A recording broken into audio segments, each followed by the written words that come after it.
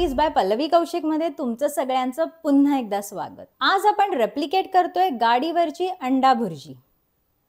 आपण घरी बऱ्याचदा अंडा भुर्जी बनवतो, पण असं प्रत्येक वेळेला आपल्याला वाटत राहतं की काहीतरी मिसिंग आहे किंवा ती गाडीवरची चव अजून आलेली नाहीये। सो असं काय आहे की जे आपण घरी करताना कदाचित विसरतोय?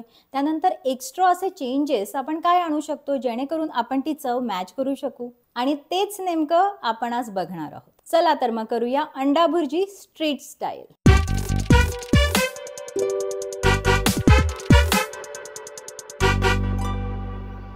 अंड हे खूप वर्सेटाईल इन्ग्रेडियंट आहे। स्वीट आणि सेवरी बोथ डिशेसमध्ये त्याचा वापर होत असतो। आपण इथे 4 अंड्यांची भुर्जी करतोय, 2 माणसांसाठी ही आरामशीर पुरेल। अंडी शक्यतो रूम टेम्परेचरची असावी। फ्रीजमध्ये तुम्ही ठेवली असेल तर फ्रीजमधनं काढून घ्या। सगळ्यात पहिले घेतोय आपण कांदे। आता सगळ्यात महत्त्वाची स्टेप की कांदा चिरायचा कसा। जेवढा तुम्हाला बारीक आणि फाईन कांदा चिरता येईल ना तेवढा चिरा। जर तुम्ही बाहेर भुर्जी खाल्ली असेल ना तर तुम्हाला जाणवलं असेल की कांद्याचं असं स्वतंत्र अस्तित्व त्या भुर्जीमध्ये जाणवत नाही। भुर्जीमध्ये ना कांदा असा एकजीव झालेला असतो। जेवढे कांदा तुम्ही एकदम बारीक चिराल ना तेवढीच अंड्याची आणि कांद्याची जी टीम आहे ती एकदम भारी जमून येईल। भुर्जीला कांदा भरपूर लागतो। आपण इथे 2 मोठे किंवा 3 मीडियम साईजचे कांदे इथे घेऊ शकतो।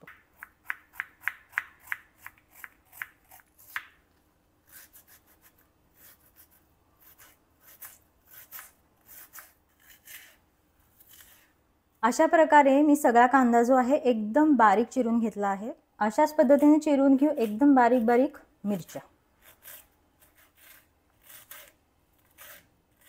आणि चिरून घेऊ अगदी छोटासा टोमॅटो, जर मोठा असेल तर अर्धा।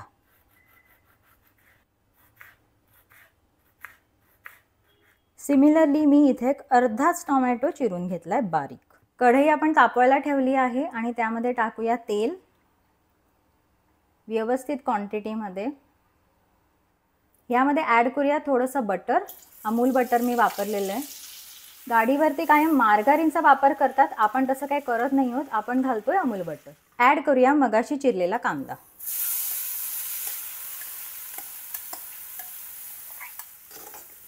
कांदा चांगला गुलाबी होईपर्यंत परतायचा आहे। गॅस कायम मीडियम फ्लेमवरती ठेवा।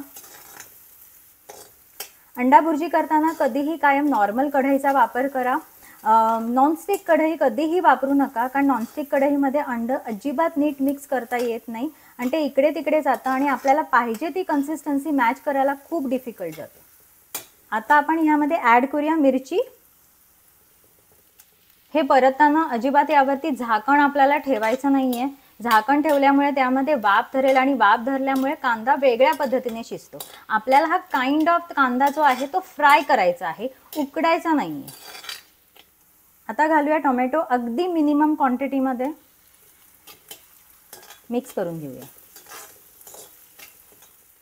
आपलं हे मिश्रण आहे ना ते रिड्यूस करायचं आहे, कमी करायचं आहे, जोपर्यंत हे छान सगळं शिजत नाही आणि काइंड ऑफ एकजीव होत नाही।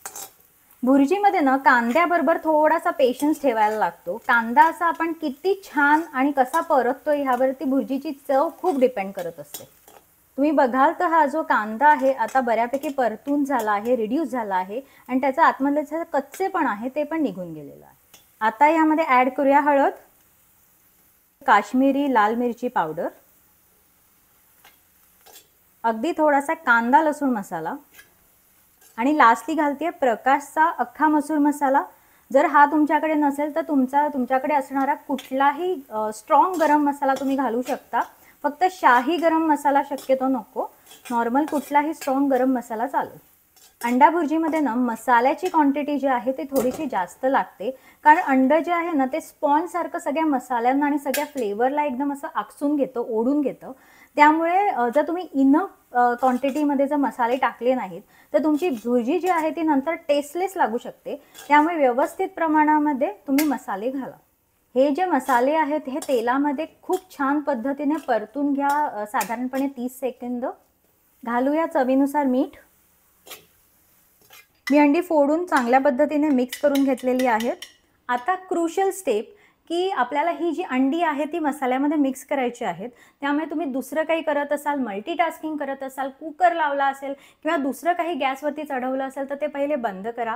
कारण ही स्टेप आहे ती खूप महत्त्वाची आहे. मिक्सिंग करणं किंवा जसं ज्या पद्धतीने आपण अंड त्यामध्ये मिक्स करतोय फास्ट पद्धतीने, त्यावरती आपल्या भुर्जीचा फ्लेवर ठरणार आहे. त्यामुळे सगळा जो फोकस आहे आता आपल्याला भुर्जीवरती असला पाहिजे. आणि ह्या स्टेजला तुमच्या हातामध्ये असलेला पाहिजे एक चिमटा आणि दुसरं म्हणजे एक पावभाजीचं मॅशर. ॲड करूया अंड. आता आपल्याला इमिजिएटली हे असं छान मिक्स करायचं आहे, फास्ट मिक्स करायचं आहे, जेणेकरून त्यामध्ये कुठल्याही टाईपच्या गुठळ्या व्हायला नको.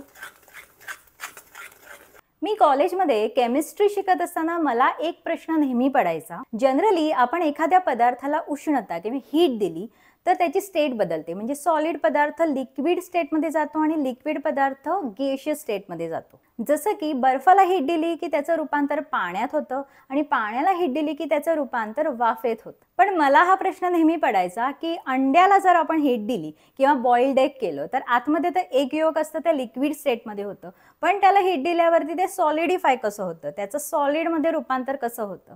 ह्या प्रश्नाचं उत्तर मला माझ्या केमिस्ट्रीच्या सरांनी तेव्हाच दिलं होतं आणि ते पण खूप इंटरेस्टिंग आहे. ह्या प्रश्नाचं उत्तर जर तुम्हाला माहिती असेल ना तर मला कमेंट बॉक्समध्ये नक्की सांगा. मॅशरचा उपयोग करून व्यवस्थित मिक्स करून घ्या. गॅस कायम मंदच असला पाहिजे. मी मॅशरने भुर्जी आहे ती छान एकजीव करून घेतलेली आहे. यामध्ये सगळ्यात जास्त महत्त्वाचा घटक ठरतो तो म्हणजे स्पीड. ज्या स्पीडने तुम्ही ही भुर्जी मिक्स करता. मिक्स करूया कोथिंबीर आणि जगभरात भारी स्ट्रीट स्टाईल अंडा भुर्जी तयार आहे. पाव भाजून घेऊ थोडेसे तव्यावरती.